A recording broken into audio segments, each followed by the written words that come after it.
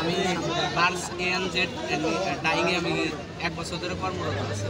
তো গত 30 তারিখে থেকে আমাদের গত মাসের 30 তারিখ 28 তারিখ থেকে আমাদের এই ফ্যাক্টরি অনির্দিষ্টকালের জন্য বন্ধ।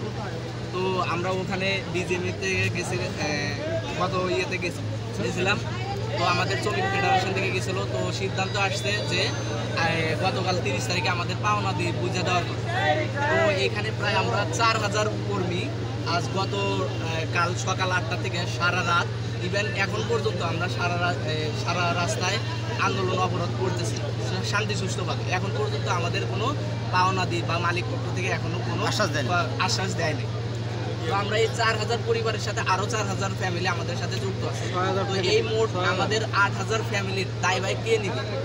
তো আমাদের সরকার থেকে বা প্রশাসন থেকে বা সেনাবাহিনীর থেকে এখন পর্যন্ত এখনো আমরা কোনো পাইনি, নিষ্পত্তি পাইছে। তো এই দাবি দেওয়া আমাদের দেশবাসী সরকারের কাছে। তো সরকার আমাদের কোনো একটা কিছু আমাদের কথা বিবেচনা করে কোনো একটা আশ্বাস দিই, আমরা এটা চাই। আমাদের 8000 শ্রমিকের বা 8000 ফ্যামিলির আমাদের এটা দাবি। 6000 শ্রমিক, 6000 শ্রমিক, হ্যাঁ।